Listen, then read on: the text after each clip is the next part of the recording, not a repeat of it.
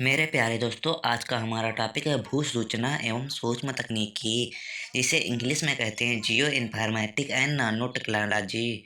जिसका पहला क्वेश्चन देखते हैं, परिशुद्ध खेती से क्या तात्पर्य है, इसके लाभों व इस क्षेत्र में आने वाली चुनौतियों की चर्चा करें। चलिए देखते हैं इसका आंसर। पहले इसका परिचय चलिए देखते हैं। परिशुद्ध कृषि या खेती को परिशुद्धता कृषि या खेती भी कहा जाता है। अंतर्राष्ट्रीय स्तर पर परिशुद्धता कृषि या खेती पिछले 2 दशकों में कृषि के क्षेत्र में सबसे महत्वपूर्ण घटनाओं में से एक है। आज के कृषि संबंधित मुद्दों जैसे उत्पादकता एवं पर्यावरणीय चिंताओं का संतुलन बनाए रखने के लिए प्रणालीगत दृष्टिकोण या उपयोग करके परिशुद्धता कृषि इस दिशा में एक नया समाधान उपलब्ध कराती है। मिट्टी की उर्वरता और फसल की स्थिति पूरे खेत में एक समान नहीं होती है, इसलिए कृषि निविष्टियों का पूरे खेत में एक समान दर पर प्रयोग करने से फसल उपज के मामले में वांछित परिणाम प्राप्त नहीं होते हैं। फसल उत्पादन में सुधार लाने और पर्यावरणीय दुष्प्रभाव को कम करने के लिए मिट्टी की उर्वरता और फसल की स्थिति में विविधता को संचालित करना परिशुद्धता खेती का मुख्य ध्येय है। चलिए देखते हैं प्रसिद्ध खेती। प्रसिद्ध खेती में डिजिटल कृषि प्रौद्योगिकियों का उपयोग करके फसल की उत्पादकता में वृद्धि करने का प्रयास किया जाता है। परिशुद्ध खेती को सैटेलाइट फार्मिंग या स्थान विशिष्ट फसल प्रबंधन के रूप में भी जाना जाता है।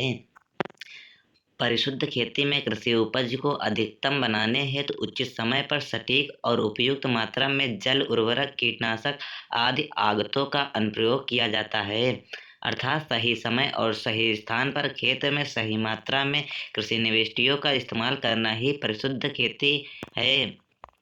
परिशुद्ध खेती को इसके उपकरणों द्वारा संचालित किया जाता है। इन उपकरणों में शामिल हैं सूचना एवं संचार तकनीक, wireless sensor network, robotics, drone, variable rate technology, geospatial methods और ऑटोमेटेड पोजीशनिंग सिस्टम इत्यादि। परिशुद्ध खेती तकनीकी फसल उत्पादन की आर्थिक और पर्यावरणीय स्थिरता में सुधार कर सकती है। परिशुद्ध खेती के उपकरण और तकनीक चलिए देखते हैं। पहला है वैश्विक स्थिर निर्धारण तंत्र जीपीएस। यह परिशुद्ध या परिशुद्धता कृषि का मुख्य भाग है।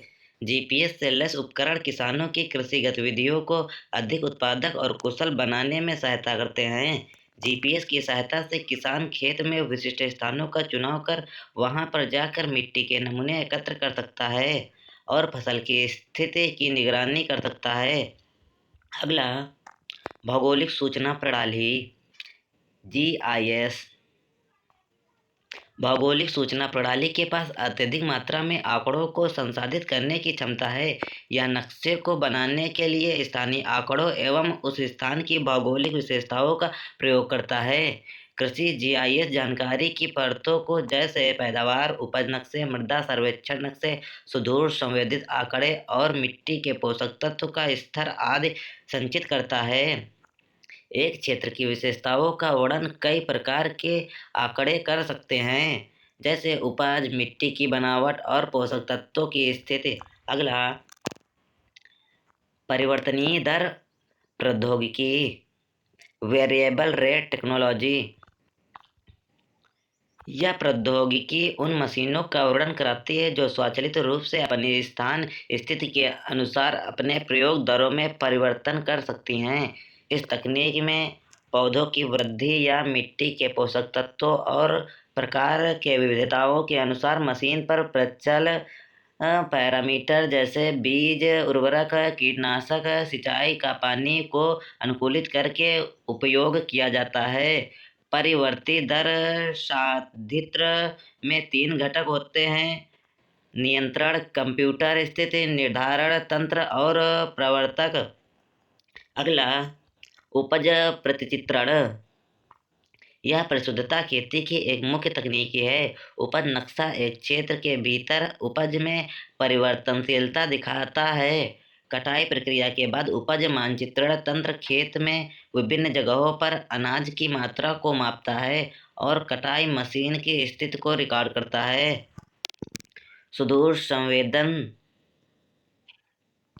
सुदूर संवेदन में उपग्रह और विमान आधारित सुदूर संवेदन के प्रयोग से मिट्टी और फसल स्वास्थ्य, नमी, पोषक तत्वों, फसल रोगों आदि के मूल्यांकन के लिए आंकड़े एकत्रित किए जाते हैं। फसल के प्रबंधन के लिए यह महत्वपूर्ण है कि फसल की अवस्था में किसी भी परिवर्तन का जल्दी पता चल जाए। छोटे खेत में किसान स्वयं फसल का परीक्षण कर सकता है, किंतु बड़े पैमाने पर उत्पादकों के लिए हर सप्ताह अपने खेत का सर्वेक्षण करना संभव नहीं है। किसानों को कीट और कीड़ों को नियंत्रित करने के अलावा मिट्टी की नमी और फसल रोग के प्रकोप को भी नियंत्रण करना पड़ता है। लाभ चलिए देखते हैं। परिशुद्ध खेती से खाद्य समस्या, गरीबी और कुपोषण आदि का समाधान किया जा सकता है। अगला, वैश्विक स्थिति निर्धारण तंत्र सहित अंतरिक्ष प्रौद्योगिकी, भौगोलिक सूचना प्रणाली आदि कृषि फसल की उपज के बारे में जानकारी पाने में सहायता करते हैं और मौसम परिवर्तन, मिट्टी की नमी, फसल फिनोलॉजी, पोषक तत्वों की कमी, फसल रोग, घास व कीट प्रकोप आदि की निगरानी रखने में भी सहायक हैं। इससे फसल की उपज और आय अधिकतम मात्रा में हो सकती है। चुनौतियाँ चलिए देखते हैं। यद्यपि परिशुद्धता खेती को विकसित देशों में व्यापक रूप से अपनाया जा चुका है, किंतु भारत में यह प्रारंभिक दौर में ही है, जिसके मुख्य कारण हैं छोटे भूमि जोत, कमजोर अवसंरचना, किसानों में जोखिम लेने की क्षमता की कमी, सामाजिक, आर्थिक और जनसंख्याकी परिस्थितियाँ। अगला, भारत में ज़्यादातर सीमांत किसान हैं जिनके पास भूमि काफ़ी कम मात्रा में है, इसलिए परिशुद्धता खेती को अपनाने में वो काफ़ी कम रुचि लेते हैं। अगला, भारत में सीमांत किसानों के पास कृषि में निवेश हेतु धन की कमी है, जो परिशुद्ध खेती में सबसे बड़ी समस्या है। अगला, यहाँ के किसान अपेक्षाकृत कम जागरूक व शिक्षित हैं। चलिए देखते हैं आगे की राह।